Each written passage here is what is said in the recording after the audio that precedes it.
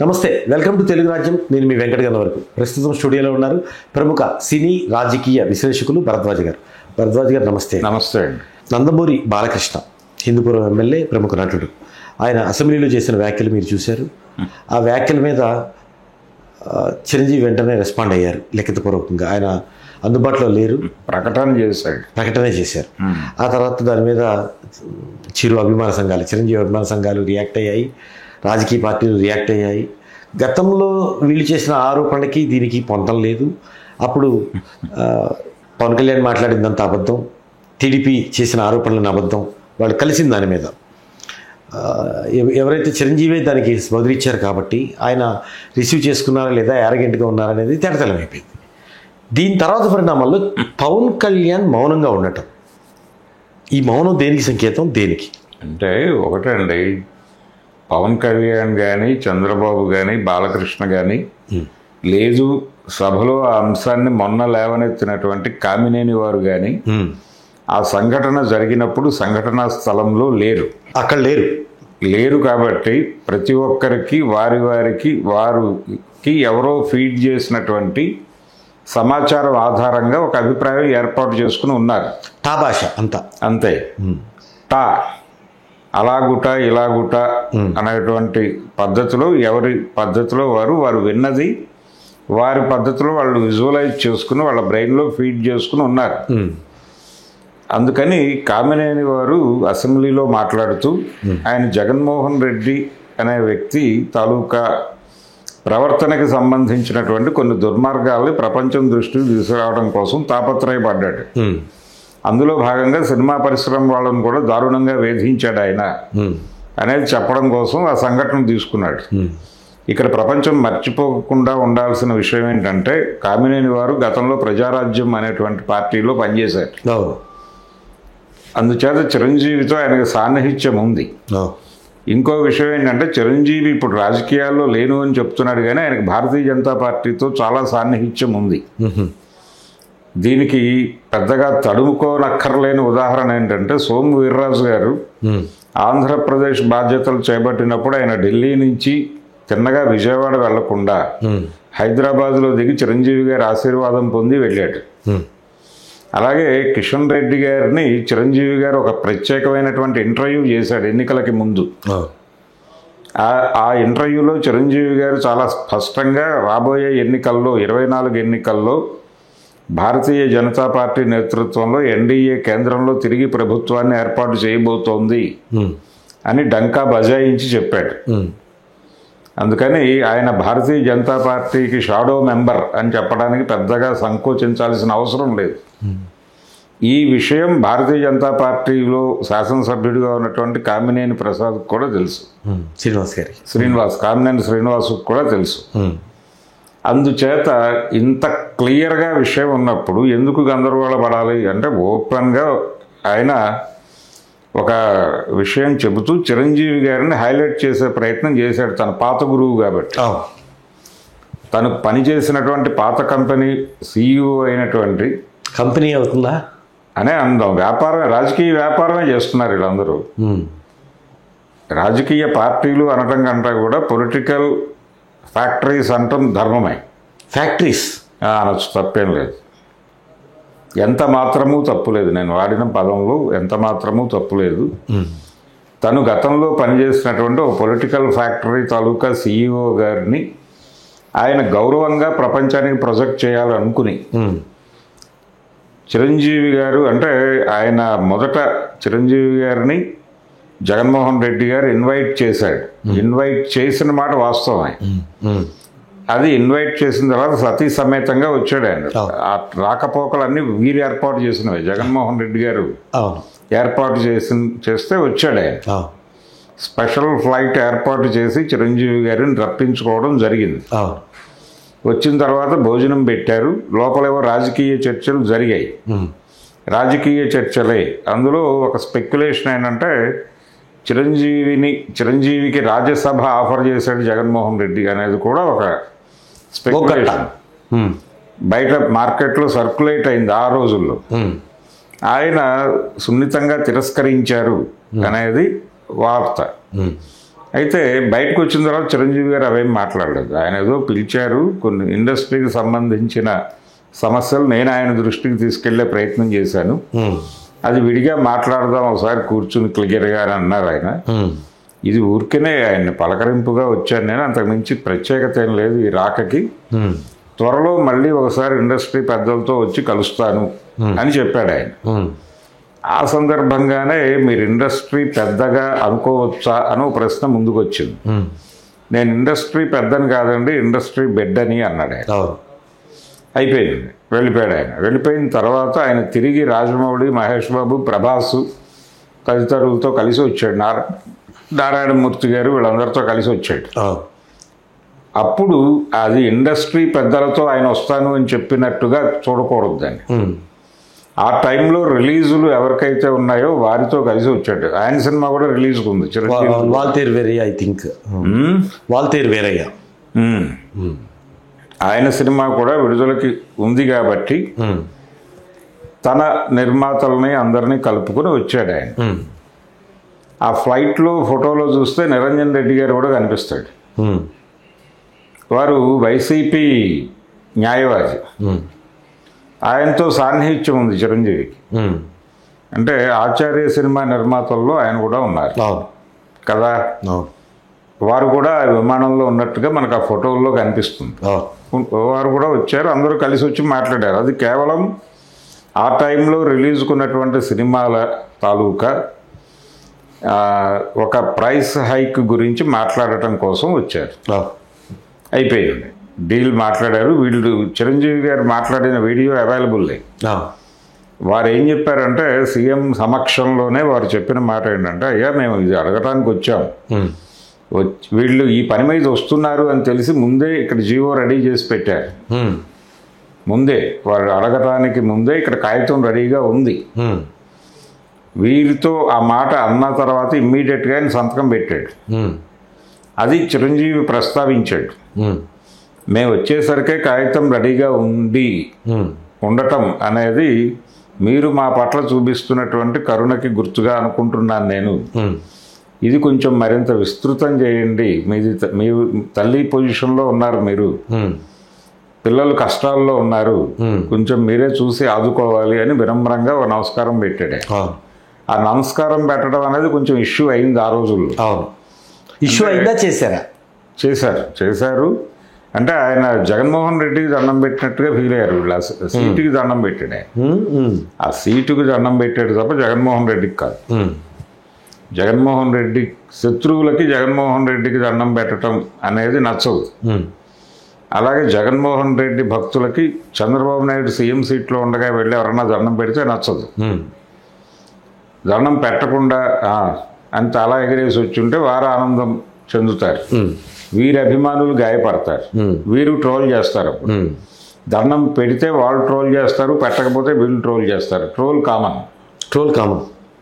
అందుకని చిరంజీవి గారు ఆ సీటుకి దండం పెట్టాను అనేటువంటి ఒక డైలాగ్, ఒక మార్జిన్ ఉంచుకుని దండం పెట్టాడు. అయిపోయింది సీన్ అక్కడికి. ఆ సన్నివేశాన్ని ఈయన రీకన్స్ట్రక్ట్ చేశాడు. ఎవరు? కామినేని శ్రీనివాస్. ఆ రీకన్స్ట్రక్షన్ ప్రోగ్రాంలో భాగంగా ఆయన చేసింది ఏంటంటే, ఆయన అక్కడి నుంచి సినిమా పెద్దల్ని తీసుకొచ్చారు. తీసుకొస్తే వాళ్ళందరూ చిరంజీవి గారి అభ్యర్థన మేరకు వచ్చినట్టుగా కూడా ఎస్టాబ్లిష్ చేశాడు. వారి అవసరాల కోసం వచ్చారు, చిరంజీవి అభ్యర్థిస్తే రాలా. ఇది కనుమరుగు చేసి మాట్లాడాడు పెద్ద మనిషి. ఆయనకి 80 ఏళ్ళు ఉంటాయి కామినేని శ్రీనివాస్కి. సరే, వారు ఆ మాట చెప్పిన తర్వాత ఇండస్ట్రీ పెద్దల్ని పట్టుకొస్తే జగన్మోహన్ రెడ్డి గారు లేరు. అక్కడ పోసాని కృష్ణమురళి లాంటి వాళ్ళు ఎవరో ఉండి, సీఎం గారు కొంచెం బిజీగా ఉన్నారండి, మీరు సినిమాటోగ్రఫీ మినిస్టర్ని కలిస్తే సరిపోతుంది అని చెబితే చిరంజీవి గారు గద్దించారట. ఏమని?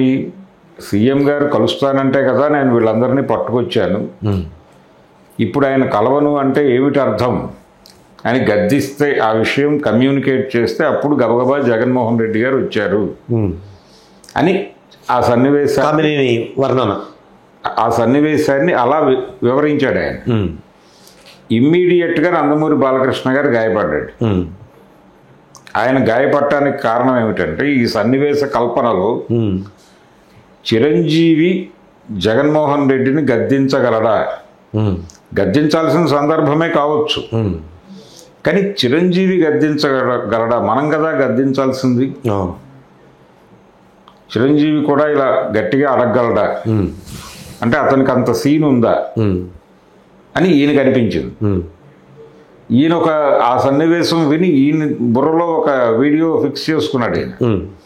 ఈయన ఫిక్స్ చేసుకున్న వీడియో ప్లే చేసి చూస్తే ఆ సీన్ లేదు. దాంతో ఇది అబద్ధం అని ఒక ప్రకటన చేశాడు ఆయన సభలో నిలబడి. ఈ అబద్ధం అనే ప్రకటన చేయటం అనే ఉత్సాహంలో లేచి నిలబడినటువంటి బాలకృష్ణ గారు ఈ అబద్ధం అని చెప్పడం ఒక తప్పు అయితే దానికి ముందు ఇంకో తప్పు చేశాడు. ఈ సినిమా పరిశ్రమ వారందరూ వెళ్ళారు ఆ రోజుల్లో ఆ సైకో గాడిని కలవడానికి అన్నాడు ఆయన. అనుచిత వ్యాఖ్యలు చేశారు. నువ్వు ఏ సభలో నిలబడి మాట్లాడుతున్నావో ఆ సభలో ఆయన కూడా సభ్యుడే. సభ్యుడు మాత్రమే కాదు, అక్కడ ప్రధాన ప్రతిపక్ష హోదా ఇవ్వకపోయినప్పటికీ ప్రధాన ప్రతిపక్ష నాయకుడు ఆయన, సభాపక్ష నాయకుడు. సభాపక్ష నాయకుడిని పట్టుకొని, ఒక పార్టీకి చెందినటువంటి సభాపక్ష నాయకుడిని పట్టుకొని నువ్వు సైకో గాడు అని ఎలా మాట్లాడేస్తావు? పైగా నీ తోటి శాసనసభ్యుడిని. అది ఎందుకు అబ్జెక్ట్ చేయలేదు? బాలకృష్ణ మాట్లాడటం కూడా తప్పని నేను అంటలేదు. స్పీకర్ పొజిషన్లో కూర్చున్నటువంటి రఘురామకృష్ణరాజు గారు దాన్ని ఎలా అలౌ చేశాడు? పైగా ఆ పక్కన ఉన్నటువంటి వాళ్ళందరూ ఎంజాయ్ చేశారు ఆ డైలాగ్, నవ్వారు. ఆ నవ్వులు వినిపించినాయి మనకు ఆ వీడియో వింటే. సరే నవ్వితే నవ్వారు, ఈయన ఎందుకు ఎంజాయ్ చేశాడు? ఈయన సభాపతి, అందరినీ సమానంగా చూడాలి కదా. నీకు పార్టీ లేదు, నువ్వు పార్టీ రహితంగా మారిపోయి నువ్వు స్పీకర్ అయ్యావు. అయిపోయిన వాడికి నీకెందుకు ఎంజాయ్మెంట్ వచ్చింది ఆ మాటలోంచి? నువ్వు ఇమ్మీడియట్గా కట్ చేయాలిగా. తాగింది ఎవరు? ఇలాంటి 100 డౌట్లు వచ్చాయి ఆ సీన్ చూడగానే నాకు. బాలకృష్ణ సరే మాట్లాడితే మాట్లాడేటండి, బాలకృష్ణ అనేది తీసేద్దాం సీన్లోంచి. ఆ పెద్ద మనిషి ఏంటి పరిస్థితి? ఆయన ఎవరు మాట్లాడరా? స్పీకర్ అనేటువంటి పొజిషన్లో కూర్చున్నటువంటి రఘురామకృష్ణరాజు గారు సైకో గాడు అనే పదం దొరికిన వెంటనే అబ్జెక్షన్ అని మైక్ కట్ చేసి, నువ్వు మాట్లాడుతున్నటువంటి సభలో అతను కూడా సభ్యుడే, ఇలాంటి అనుచిత వ్యాఖ్యలు చేయటం తప్పు, నువ్వు పొలిటికల్ క్రిటిసిజం ఉంటే పెట్టు, అంతవరకే తప్ప ఇలాంటి అబ్యూజివ్ లాంగ్వేజ్ వాడటం తప్పు, దీన్ని అన్పార్లమెంటరీ లాంగ్వేజ్ అంటారు అని వివరణ చెప్పి కట్ చేసి ఉండాలి కదా. కట్ చేయకపోగా బాలకృష్ణ గారు ఆయన ధోరణిలో ఆయన మాట్లాడేసి కూర్చునేటప్పుడు నాన్ సెన్స్ అన్నాడు. అన్నప్పుడు రఘురామకృష్ణరాజు గారి స్పందన ఏంటంటే, good sir, thank you sir అన్నాడు. ఎందుకు అంత సబ్మెసివ్గా మాట్లాడాలి మీరు? మీరు వారి ఇంట్లో పాలేరు కాదు కదా, సభాపతి. అక్కడ ఆయన హెడ్, ముఖ్యమంత్రి సహా అధ్యక్ష. కానీ వారు అన్నటువంటి good sir, good sir, thank you sir, ఈ రెండు ఉన్నాయి ఆ వీడియోలో వింటే. వారి ఇంట్లో పాలేరు మాత్రమే ఆ మాట వాడతాడు. అంటే రఘురామకృష్ణరాజు గారు ఎందుకు తన స్థాయిని, తన స్ట్రైచర్ని ఆ బాలకృష్ణ గారి పాదాల దగ్గరికి ఎందుకు తెచ్చుకోవాల్సి వచ్చింది? ఎందుకు భయపడుతున్నారు ఆయనకి? మీరు పార్టీ రహితమైనటువంటి వ్యక్తి, మీరు అందరినీ సమాన దృష్టిలో చూస్తారని కదా మిమ్మల్ని ఆ చైర్లో కూర్చోబెట్టింది ప్రపంచం. ఆ సీటుకి అవమానం చేసినట్టేగా మీరు. మీరు అందరు సభ్యుల్ని ప్రొటెక్ట్ చేస్తాను అని చెప్పి ప్రమాణం చేసి ఒక సభ్యుడిని బూతులు తిడుతుంటే ఎంజాయ్ చేసి ఆ తిట్టిన వాడికి థ్యాంక్స్ చెప్తే ఏమనుకోవాలి ఆయన్ని? అందుకని ఆ టోటల్ నందమూరి బాలకృష్ణ అసెంబ్లీ ప్రేలాపన నిజానికి పాండవ వనవాసం సినిమాలో ఒక సన్నివేశం గుర్తొచ్చింది నాకు అది చూడగానే. అంటే కౌరవ సభలో జూదం ఓడిపోయిన తర్వాత ఆవిడ్ని, ద్రౌపదిని సభకి లాక్కొచ్చిన తర్వాత భీముడి పాత్రలో ఎన్టీ రామారావు గారు చెలరేగిపోయి నటిస్తాడు అక్కడ. ఆ నటించే క్రమంలో చాలా అగ్రెసివ్గా వెళ్తుంది సీన్ అది. ఎన్టీఆర్ టోటల్గా 20 నిమిషాలు తినేస్తాడు అక్కడ. అక్కడ దుర్యోధనుడి వేషం రంగారావు గారు వేశాడు. దీన్ని బ్యాలెన్స్ చేయాలి, సీన్ని బ్యాలెన్స్ చేయడానికి ఏం చేయాలి? స్క్రిప్ట్లో లేదు అది డైలాగ్. ఆయన రెచ్చిపోతున్నాడు సెట్లో, దాన్ని ఎలా బ్యాలెన్స్ చేయాలి? కెమెరా రోల్ అవుతోంది. రామారావు గారు పద్యం ఆపగానే ధిక్ అసందర్భ ప్రలాపి అనేసాడు. ఒక మాటతో పోయిపోయింది మొత్తం. దాంతో సీన్ బ్యాలెన్స్ అయింది. అది స్క్రిప్ట్లో లేదు అని కమలాకర్ గారు కోప్పడలేదు. నువ్వు బ్యాలెన్స్ చేసావు అన్నాడు ఆయన. బ్యాలెన్స్ చేసావు, అదే జరగాలి, ఇది బాగానే ఉంది. బానిసలకింత అహంభావమా అంటాడు. అలాంటి డైలాగ్ కదా సభాపతి అనాల్సింది. బాలకృష్ణ గారు రెచ్చిపోవడం అనే స్కీమ్ అయిపోయిన తర్వాత అసందర్భ ప్రలాపన ఆపు అనాలి కదా. అనాల్సిన పొజిషన్లో కూర్చొని థ్యాంక్ యూ సార్ అని వినయ ప్రకటన ఏమిటి? అందుకని ఆ సన్నివేశంలో బాలకృష్ణ గారు తప్పు చేశారా, ఒప్పు చేశారా, కామినేని శ్రీనివాస్ దారుణాలు మాట్లాడా, ఇవన్నీ పక్కన పెట్టి కాన్స్టిట్యూషనల్ వైలేషన్ చేసిన వ్యక్తి రఘురామకృష్ణరాజు గారు. సో వారిని నిలబెట్టాల్సిన, ప్రజాక్షేత్రంలో నిలబెట్టాల్సిన, ప్రజా కోర్టులో నిలబెట్టాల్సిన అవసరం ఉంది. ప్రజాస్వామ్య ప్రజా కోర్టులో ముద్దాయిగా నిలబెట్టాల్సింది రఘురామకృష్ణరాజు. నా సన్నివేశంలో బాలకృష్ణ అమాయకుడు అంటే గతంలో కూడా ఆయన చిరంజీవి గురించి ఈ సందర్భంలోనే, అంటే ఈ జగన్మోహన్ రెడ్డిని కలిసిన సందర్భంలోనే ఇవన్నీ అయిపోయిన తర్వాత బాలకృష్ణ గారు ఛానల్కి ఇంటర్వ్యూ ఇచ్చాడు. ఆయన బర్త్డే సందర్భంగానో ఏదో. ఆ ఇంటర్వ్యూలో ఈ ప్రస్తావన తీసుకొచ్చారు యాంకర్ గారు. మొన్న సినిమా పెద్దలందరూ వెళ్ళి జగన్మోహన్ రెడ్డి గారిని కలిశారు కదండి అడిగినప్పుడు ఆయన ఒక మాట అన్నాడు. అదే వీళ్ళందరూ ఏదో భూముల కోసం వెళ్ళారు, నాకు అవసరాలు ఏం లేవు అన్నాడు. అంటే తెలంగాణ సీఎంని కలిశారు ఇక్కడ, అక్కడ ఆయన్ని కలిశారు, ఇదంతా భూముల కోసం బతిమాలుకునే బ్యాచ్ అన్నట్టుగా మాట్లాడాడు. అంతకుముందు ఇంకో సందర్భంలో మాట్లాడుతూ లేపాక్షి దాని గురించి అంతకుముందు కూడా ఆయన ఒకసారి ఇలాగే మాట్లాడుతూ, అంటే తన గొప్పతనము, తన పార్టీ గొప్పతనము, తన తండ్రి గారి గొప్పతనము చెప్పుకునే క్రమంలో ఆయన ప్రజారాజ్యం ప్రస్తావన తీసుకొచ్చి చిరంజీవి కూడా పార్టీ పెట్టాడు, ఏమైంది అన్నాడు. సరే చిరంజీవి పార్టీ పెట్టాడు, ఆయన కష్టాలేవో ఆయన సుఖాలేవో ఆయన పడ్డాడు. మీరు అలా అనేయటం అనేది కరెక్టా? అంటే ఎన్టీ రామారావు గారు తెలుగుదేశం పార్టీ పెట్టడము, ఆ నేపథ్యం, ఆ గొడవ వేరు. చిరంజీవి ప్రజారాజ్యం పార్టీ పెట్టడము నేపథ్యము వేరు. దాని మీద రకరకాల తేడాలు ఉండి ఉండవచ్చు గారు. మీరు అనుకున్నట్టుగా ఒకే సీన్ కాదు అది. అలా మాట్లాడిన సందర్భంలో ఆయన కొంచెం ఆయన సినిమా డైలాగును కూడా ఉటంకించారు అక్కడ. మా బ్లడ్ వేరు, మా బ్రీడ్ వేరు అన్నట్టు. దీనికి నాగబాబు రియాక్ట్ అయ్యి ఒక వీడియో చేశాడు. బాలకృష్ణ గారు మీరు దైవాంశ సంభూతులు కాదు అని చెప్పాడు ఆయన క్లియర్గా ఆ వీడియోలో. మిమ్మల్ని మీరు అనవసరంగా ఎక్కువ చేసుకుని కన్ఫ్యూజ్ అవ్వద్దు అని కూడా చెప్పాడు. చెప్తూ ఆ వీడియో ప్రారంభంలో ఒక మాట అంటాడు నాగబాబు, అంటే చాలా గొప్పవాడు, అసలు ఎవరితోనూ కంపేర్ చేయదగినటువంటి ఒక వ్యక్తి కొడుకు మీరు అంటాడు. అంటే నందమూరి తారక రామారావు గారి కుమారుడిగా మీరు ఆయన స్ట్రేచర్ని ఇబ్బంది పెడుతున్నారు ఈ మాటలు మాట్లాడి అని కొట్టడం అనేది నాకు బాగా నచ్చింది ఆ రోజుల్లో ఆ వీడియో. అంటే చాలా స్కీమ్ చేసుకుని మాట్లాడాడు నాగబాబు. చాలా అర్థాలు వచ్చే విధంగా. అర్థాలేం కాదు, అపార్థాలు రాకుండా. ఓకే, అపార్థాలు రాకుండా అయ్యా నాకు నందమూరి తారక రామారావు గారి పట్ల గౌరవం ఉంది, కాకపోతే ఆయన స్థాయిని తగ్గించే పద్ధతిలో మీ ప్రవర్తన ఉంటుంది కుమారుడిగా.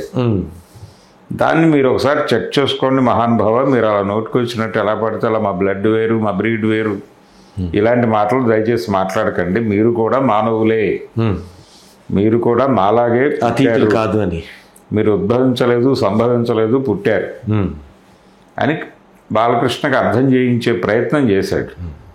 అది తప్పేం కాదు. ఓవరాల్గా పవన్ కళ్యాణ్ మౌనం ఇంత జరుగుతున్నా అంటే ఆ రోజున స్పందించిన నాగబాబు కూడా ఇప్పుడు స్పందించలేదు కదా.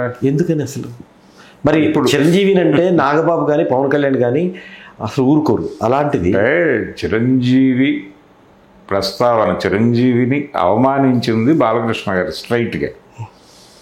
అంటే అతనికి ఆ గద్దించే సన్నివేశం లేదు, ఆ రేంజ్ మనిషి కాదు అతను అన్నట్టుగా అన్నాడు బాలకృష్ణ. నేను అదేం అగౌరవపరచలేదని చాలామంది మాట్లాడుతున్నారు, కానీ అది తవ్వితే చాలా అర్థం ఉంది దానిలో, తవ్వకపోతే ఏమీ లేదు. సరే, చిరంజీవి గారికి తగలాల్సిన చోట తగిలింది అది. అందుకనే ఆయన వెంటనే ఆ రోజు ఏం జరిగిందో వివరించాడు. ఆయన ఎవరితోనూ ఘర్షణ పడాలనే మనిషి కాదు. అవును. రెండోది, చిరంజీవిలో ఒక విపరీతమైన సఫకేషన్ ఉంది. అది ఆయన కెరియర్ ప్రారంభం నుంచి ఉంది. అంటే ఆయనకు ఒక మోటో ఉంది. అంటే ఎవరైనా ఇండస్ట్రీలో ఒక స్థాయికి వెళ్ళాలి అని కోరుకుంటారు. అవును. ఆ కోరుకునే ప్రయాణంలో ఆయన చాలా అణుచుకుని, చాలామంది ఎవరు ఏం మాట్లాడినా దిగమింగి కలిసి ప్రయాణం చేశాడు. అంటే తనని తాను వాళ్ళ ఎలా పిలిచినా ఎలా బిహేవ్ చేసినా తన పట్ల దాన్ని ఇష్యూ చేయాలని అనుకోలేదు. ఒక చిన్న సన్నివేశం, శివుడు శివుడు శివుడు అని ఒక సినిమా తీశారు క్రాంతి కుమార్ గారు. కోదండరామిరెడ్డి డైరెక్టర్ దానికి. ఒకరోజు సన్నివేశ చిత్రీకరణ జరుగుతూ ఉండగా డైరెక్టర్ని, హీరోని ఇద్దరిని తిట్టాడు ఆయన, క్రాంతి కుమార్ గారు, అందరి ముందు. తిట్టిన క్షణం ఇద్దరూ బాధపడ్డారు, హీరో డైరెక్టర్. ఆ మర్నాడు షూటింగ్కి యథావిధిగా చిరంజీవి వెళ్ళిపోయాడు, కానీ కోదండరామిరెడ్డి వెళ్ళలేదు. మానేశాడు ఆ సినిమా నుంచి. మానేసి హైదరాబాద్ వచ్చేసాడు మెడ్రాస్ నుంచి. వచ్చి ఇక్కడ అక్కినేని నాగేశ్వరరావు గారి సినిమా ఒకటి అడిగారు వీళ్ళు. శ్రీరంగ నీతులు అనే సినిమా గురించి కోదండరామిరెడ్డిని అప్రోచ్ అయితే, ఇది టైం పడుతుందండి, నేను చేయలేకపోవచ్చు, మీరు వేరే ఎవరినైనా ట్రై చేసుకోండి అని చెప్పేశాడు. అది ఈ చెప్పేసిన 4 రోజుల తర్వాత జరిగింది ఆ సీన్. ఆయన షూటింగ్కి వెళ్లకుండా వచ్చేసి నాగేశ్వరరావు గారి దగ్గర కమిట్మెంట్ ఇచ్చేశాడు. క్రాంతి కుమార్ గారు, ఏంటి డైరెక్టర్ రాలేదు మర్చిపోయారు అన్నాడు అని వాళ్ళ ఇంటికి ఫోన్ చేస్తే, అప్పుడు ల్యాండ్ లైన్లే కదా, వారు రాత్రి హైదరాబాద్ వెళ్ళారు అని చెప్పిందట రెడ్డి గారి వైఫ్. చెప్తే క్రాంతి కుమార్ గారికి డౌట్ వచ్చింది, వీడేమన్నా అలిగాడా డౌట్ వచ్చి ఆ రోజు షూటింగ్ ఆయనే నడిపేశాడు. అయిపోయింది. మర్నాడు కూడా వెళ్ళలేదు. అప్పుడు ఆయనకు అర్థమైంది ఇంకా రాడు. ఆ బ్యాలెన్స్ షూట్ అంతా ఆయనే చేసేసుకున్నాడు. అయితే డైరెక్షన్ కోదండరామిరెడ్డి అనే వేస్తారు టైటిల్స్. ఇక తర్వాత ఆ బ్యానర్లో కోదండరామిరెడ్డి లేడు. క్రాంతి చిత్ర బ్యానర్లో తర్వాత కోదండరామిరెడ్డి లేడు. అప్పటి వరకు వరుసగా న్యాయం కావాలి, కిరాయి రౌడీలు, ఈ శివుడు శివుడు శివుడు 3 సినిమాలకి ఆయనే డైరెక్టర్. ఒక రకంగా తన జీవితాన్ని గాడిలో పెట్టింది క్రాంతి కుమార్ అని ఇప్పటికీ చెప్పుకుంటాడు ఆయన. కానీ అక్కడ హర్ట్ అయ్యారు. చిరంజీవి హర్ట్ కాల, అయి ఉంటాడు, కానీ దిగమింగి ఆయనతో ట్రావెల్ అయ్యాడు. అంటే కలుపుకొని వెళ్ళిపోతారు. అందుకని ఇదంతా ఆయనలో ఉంది, ఆ పెయిన్ అంతా బయటకు బయటపడ్డంతే. అయితే ఇప్పుడేమో పొలిటికల్ గొడవ ఉంది. ఇప్పుడు వచ్చేసరికి కూటమికి సంబంధించి ఈ వివాదం ద్వారా ఏదన్నా మాట్లాడి అనవసరమైన గొడవ రేపటం, అది అంత ప్రాధాన్యత ఇవ్వాల్సిన అవసరం ఉందా బాలకృష్ణ మాటలకి అనేది కూడా ఒక అభిప్రాయం ఉంది. పవన్ కళ్యాణ్లోనూ చిరంజీవి గారు ఆల్రెడీ లెటర్ పంపించేసేసారు. చిరంజీవి తన ఆవేదన వ్యక్తం చేశాడు ప్రపంచానికి. పొలిటికల్గా నాగబాబు మాట్లాడినా ఇబ్బందే, పవన్ కళ్యాణ్ మాట్లాడినా ఇబ్బంది. అది కూటమి ప్రభుత్వ ఇంటిగ్రిటీకి దెబ్బ అవుతుంది. కాబట్టి లోపాయకారిగా బాలకృష్ణకి, అంటే ఆయన విప్పుల్ని కోప్పడ్డాడు చంద్రబాబు గారు. మొన్నే బోండా ఉమ కూడా కొంచెం ఓవర్గా మాట్లాడాడు పవన్ కళ్యాణ్ మీద అసెంబ్లీ వేదికగానే. సో వీళ్ళిద్దరికీ కూడా బాలకృష్ణ అలా మాట్లాడటము, బోండా ఉమ ఇలా మాట్లాడటము, ఈ రెండింటినీ ఎందుకు కంట్రోల్ చేయలేదని ఆయన విప్పులన్నీ పిలిచి వార్నింగ్ ఇచ్చాడు చంద్రబాబు. ఇవ్వటం ద్వారా ఈ 2 సంఘటనల పట్ల తనకి అన్రెస్ట్ ఉంది, చిరాకు ఉంది అనేది ప్రపంచానికి చెప్పేసుకున్నాడు. అది పవన్ కళ్యాణ్ని తృప్తిపరచడం కోసమే. అదొకటి హైదరాబాద్లో ఆయన జ్వరంతో బాధపడుతూ ఉన్నారని, జ్వరం అనే నెపంతో కలిశారనేది ప్రతిపక్షాలు అంటున్నాయి. జ్వరం అనే నెపం కాదులేండి, కానీ ప్రోగ్రామ్స్ ఉన్నాయి. రేపు ప్రధానమంత్రి రాబోతున్నాడు ఆంధ్రప్రదేశ్కి. కొన్ని స్కీమ్స్ ఏవో వీళ్ళు అనౌన్స్ చేసినటువంటి స్కీమ్స్ ఆయన చేతుల మీదుగా లాంచ్ చేయబోతున్నారు. ఈ కార్యక్రమాలకు సంబంధించి ఈయన శాఖల ప్రమేయం ఉన్నటువంటి వ్యవహారం కూడా ఉంది. అయితే ఇది మాట్లాడటానికి వచ్చి ఉండొచ్చు, కానీ బాలకృష్ణ అలా బిహేవ్ చేయటం అనే దాన్ని ఇష్యూ చేయొద్దు, అది కన్సిడర్ మాకు అర్థమైంది. నిజానికి అసెంబ్లీలోనే బాలకృష్ణ మాట్లాడి కూర్చున్న తర్వాత లోకేష్ వెళ్ళి వారి పక్కన కూర్చుని మాట్లాడాడు.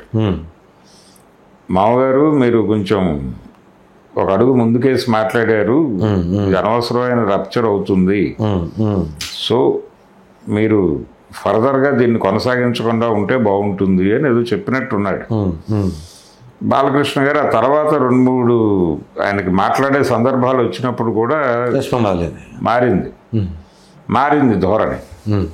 అందుకని అది అంతర్గతంగా వాళ్ళు కూల్ చేసేస్తున్నారు, దాన్ని ఇష్యూ చేయాలని అనుకోవడం లేదు.